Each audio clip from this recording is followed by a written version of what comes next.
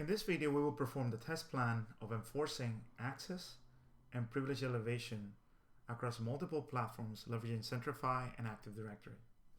Our test plan is very simple. We have some access tests, privilege elevation tests, and security operation tests.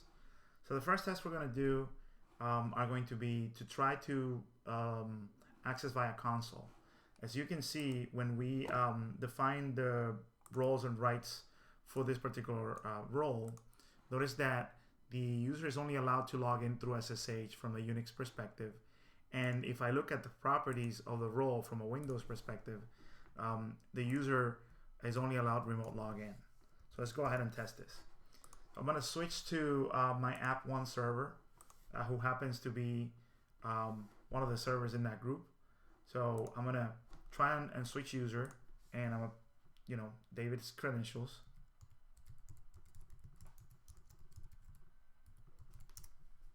And you will see that the message is very clear. You're not authorized for login from this station. Okay. Now let's flip it around. We're going to try and access this same server from a different machine, but using RDP.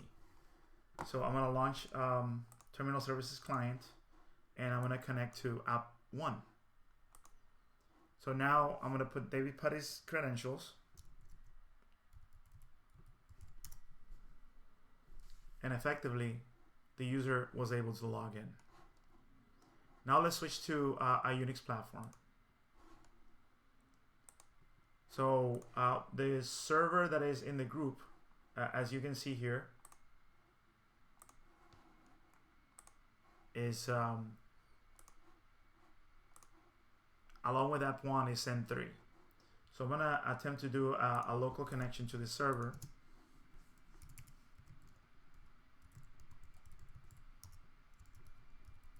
Notice that the prompt changed to AD password. This was really quick. It actually said that the account is not able to be accessed at this time. I'm going to try it again.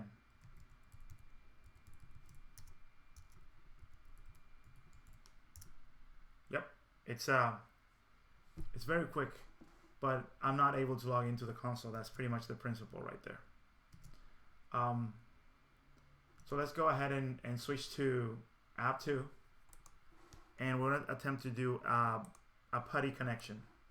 So I'm going to launch PuTTY as this user because I want to do Kerberos.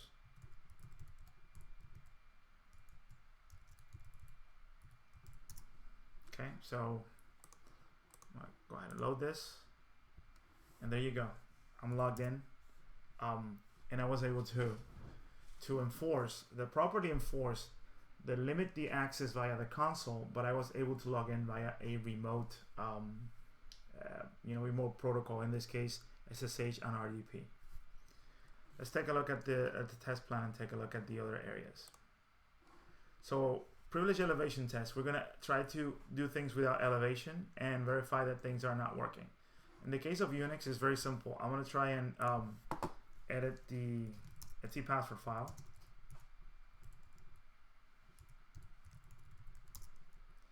And notice that it says that the file is read-only, so I won't be able to do anything with that file.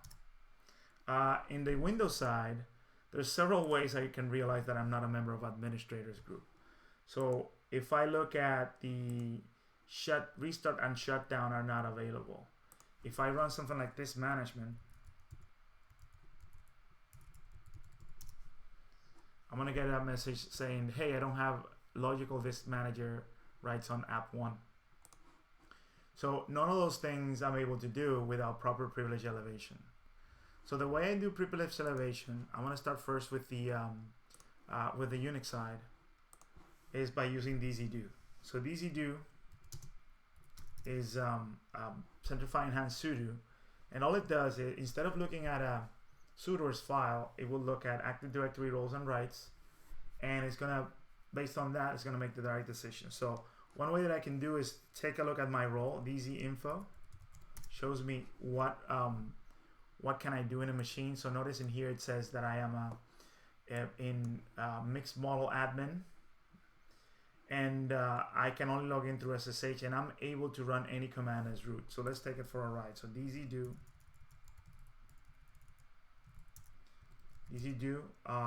vi etc password.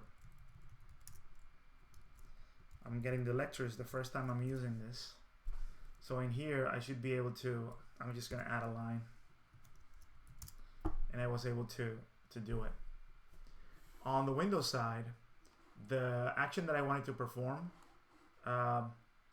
instead of, one of the things that you need to know is the Centrify agent is installed in this machine. That's why I get this desktop default in here.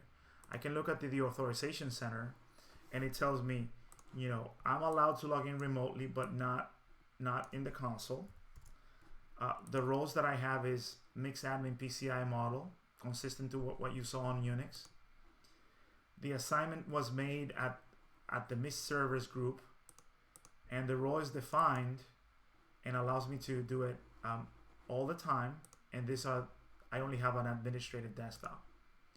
So I'm going to go ahead and launch the administrative desktop. All I need to do is right click and do a new desktop. I can pick it up right there. And at this point, anything I do is going to be with privileged access. Notice that the restart and shutdown buttons are available. And if I do this management, now I have the ability to do that. This is all without being a member of the local administrators group. After I'm done, I can go ahead and close that desktop, and I go back to being just a regular user.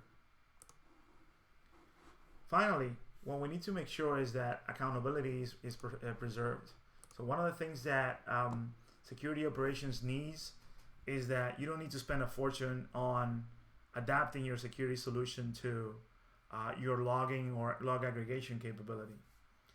So in Unix, we use syslog.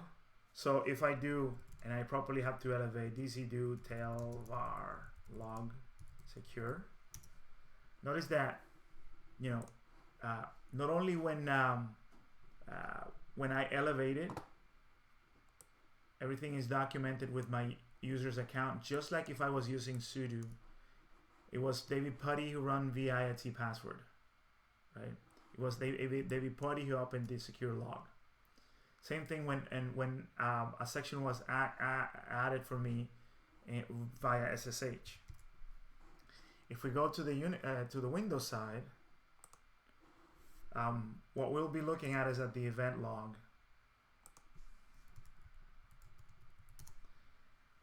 And there's an application log created for Centrify. And if we look at it,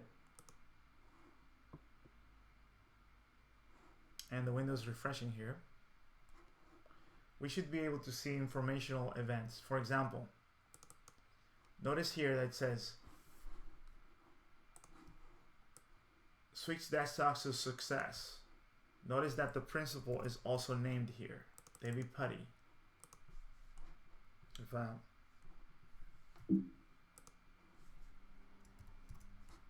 So David is named here. Same thing here. So any application like ArcSight or Splunk or LogLogic can actually tap into event log or syslog. So, you know, what have we accomplished here? It's very simple. Today, sysadmins still have a really bad habit of sharing privileged accounts, either root, Oracle, or local administrator. On the Windows side, too many people are members of the local administrators. Centrify offers the ability to group computers in a logical way, so you can enforce a security governance model, and also provides true role-based access controls. And this integrates to the native logs, both in Unix, Linux, and Windows. What that means to you is that you don't need to spend a fortune on, you know, like a password vault for your whole population. You still need a password vault because those shared accounts need to be checked out and the password needs to be rotated. But when it comes to true role-based access, this is the best path for you to meet and exceed any regulatory requirements. I hope this couple of videos have helped. And those who use Centrify today, if you're only using Centrify for authentication, there's so many things that you could do. And since you're paying for maintenance, and you know, I think it's a good thing to do as a service to your organization.